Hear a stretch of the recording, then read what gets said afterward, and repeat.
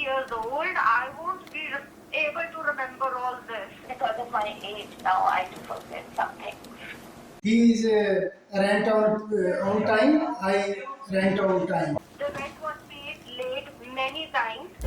The following is a news story from Ontario about landlords wanting to evict tenants because of unpaid rent. Not late rent by a day or two, but unpaid, period. And these tenants get to somehow stay, waiting for a hearing for nearly a year. And at the end, there's a group called Acorn who are on the side of the tenants in this. If these people moved to BC, it would be like going from high school into the Vietnam War. They hand out death sentences here with no questions asked comparably. You're doing what you can. It's the landlord that's not doing what he's supposed to. But I'm just going to give you information. in the meantime, we have to suffer. I mean, For now, like, we can't even get clothes for Christmas. Like, Jesus. I don't know how to put this to you. You just seem to be missing it. Oh yeah, we've asked him, can we do laundry in a tub? No. And when we tried to do that, he shut the breaker off Yeah, he turned the power off. and said it's our responsibility next time it goes off. The guy is a terrible human being. say, hey, like, we've been talking to the RTV and giving you information that, like, you should probably know, and then, you know, get him to make a call, and then we can, you know. He doesn't respond to that. With a tenancy dispute, there are 3 ways to resolve it. Since each step gets more time-consuming and straining on the relationship, we recommend you start with the first. The first and easiest step is to talk with each other about what is happening. What the fuck are you talking about? Listen. It sounds like someone was repeatedly knocking on a door upstairs. Edit, just before posting, the breaker went off a 10th time, then came back on, then the power went off completely. The breaker goes off every few days or so. I'm sick of hearing the landlord tell me. 2 years ago breaker new fix. Back to this, we believe this bill is the right combination of tools and interventions to address bad faith evictions and strengthen protections for tenants and landlords. Most people are doing the right thing. For those who are not, we are taking action. I don't believe that for a second. Landlords can still kick tenants out for any reason at all in order to bring in new tenants and charge 40% higher lease. Happens all the time, and this new legislation does nothing to stop that. We launched at Rental Protection Fund to protect renters in valuable affordable housing. We heard concerns about real estate investment trusts buying buildings and displacing people. Today the fund is buying homes, putting them in not-for-profit hands, reversing a national trend. I messaged Ravi Kalon. So sorry to hear about this. You can send them to my office. We can't get involved in RTB hearings because they are independent, but it is important for us to know when there are challenges. And Calon knows that evictions still happen under false pretenses. We'll be examining other ways to cut down on unlawful evictions. You've got a long way to go.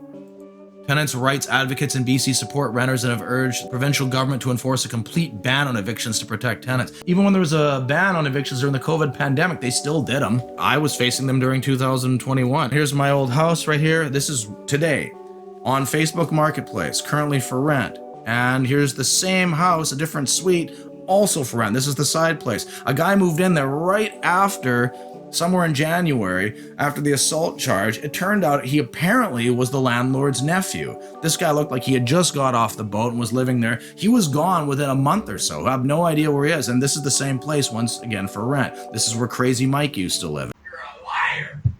You proved it yesterday when the girl didn't have the place. The girl didn't even have the place and you told me she was renting it, you lying sack. There's also the upstairs place. I heard a kid running around just before I moved. I think they rented that out. And then there's the side suite in the garage. Recently, Mission City Bylaws have contacted me and they have talked to this guy. He brought in things saying that he's recently evicted his tenants and he's not going to be renting them out anymore. Proof that he's lying right here. They're going to be conducting stuff about that. I've got these pictures.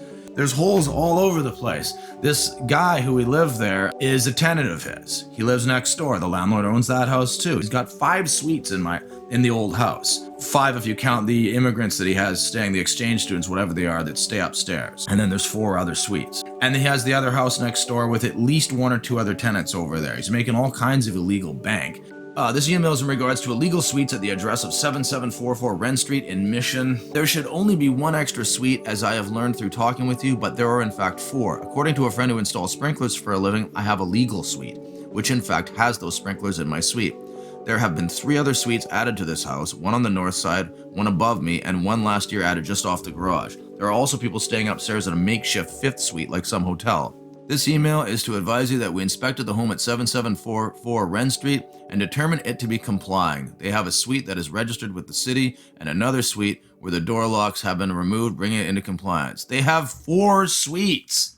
They have a suite that is registered and another suite. They never mentioned the fact that they have 3 other... Yes, I just thought originally there was only supposed to be 1 suite extra per house. There are 4 suites there. Hi, Derek. If there is no locking mechanism separating units, they are okay. New rules for housing here. Thanks. Do you mean if the units are connected, as in the main house? I could see the suite by the garage being like that, but the upstairs suite is not connected at all. Hi, Derek. The upstairs is 1 unit that has only 1 entrance. For multiple suites, there would have to be separate entrances to each unit, which isn't the case here. Hope this makes sense. Okay, I see what you're saying, but why does it matter how many entrances a suite has? That's a question you'll need to ask planning. You're allowed to have 1 suite that's not accessible from the main living area. They're allowed to have 1 suite within inside the house, and it has to be a registered suite. Okay. According to that phone call with that bylaw person, you're only allowed to have the 1 suite. But if it just comes down to the locking mechanism, well, there was a door to the side suite. Maybe it didn't have a locking mechanism. The exchange students, apparently that's legal too. But what about the 4th suite? That was just attached to the garage. All suites must contain a bedroom, bathroom, and a kitchen. This was just a bedroom. I feel it would be impossible to get insurance for something like this. Or could get insurance, but if there was a fire, homeowners would be SOL. They would have needed a permit for starters to add on the bedroom suite off the garage. Not easy to get, FYI. Totally illegal for various reasons. Whatever city official said that is on drugs. Would you take the locks off your house? Park your car and leave all the doors open? He's an idiot, never liked him. He wrote me a letter years ago claiming that I had car parts. There were none and no car in my yard that has no rear access. Told him that I could show him my backyard garden or he could continue his false claim of a chop shop and I would see him in court. He dismissed the accusations. Why don't you just mind your own business? What if I don't?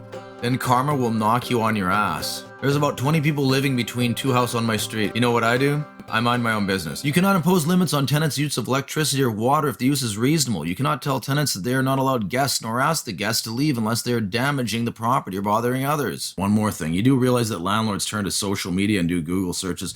I've gone on Google searches and looked for my name. You can't find hardly anything. There's a Derek Gerbrand from TikTok that has 10 million followers. Does that sound like me? No, it doesn't. There are other people with my name and a whole bunch of the same. It's not me. Good luck finding accommodations with crap like this on the internet. Hey, Marilyn Manson has songs where he points guns at people like us. Happily live. I'm getting a headache from these lights. They're killing me. A lot of people have these assumptions that it's their fault and they're these bad people, but people just move you around like they're trading tenants off like Digimon cards. I mean, it makes sense. Traditionally, we think of evictions being caused by not paying your rent or not being a good tenant. And what the survey says, tenant behavior has very little to do with evictions in BC. It's more about the real estate market. And we're in a housing crisis. And guess what's happened in the last few years? There are more homeless people. It's not all to do with drug addiction, although most of the homeless people do seem to be in that boat. Still, I mean, do you think it's a coincidence that there's just so many people becoming homeless all of a sudden? The most common reason reported for no-fault eviction nationally was sale of the property at 1/3 of all evictions, followed by landlords wanting the property for their own use. This is nationally. Here, it's own use. You hear about that all the time. And even the selling of the property. They're selling the property, right? But then, of course, you see the place on Craigslist. Other notable findings, tenants in social housing were less likely to be evicted. It's hard to get in there. Renters over age 75 were less likely to be evicted. Vancouver resident Nancy Fulker has been renting a 3-bedroom house for a family since the spring of 2018. Last April, her landlord informed her they were selling the house. For sale sign was planted outside. Later, Fulker said the landlord called to say she and her husband won't want to move into the house. So they've already got the eviction there, and now they're changing the story. When the landlord changed her story, Fulker said she decided to apply to the dispute resolution office. They're so friendly. It was not clear to me whether she was actually planning to move into the residence or continue to sell it. Both intended actions contradict each other. You don't say. Released in May 2023, Vancouver's First United Church surveyed 443 people who had been evicted from everything from cause, gee, I haven't seen that one, to landlord use, a legal provision for cases where the landlord claims they or a close family member intend to move in. 27% of those surveyed said they hadn't found a new home after they were evicted.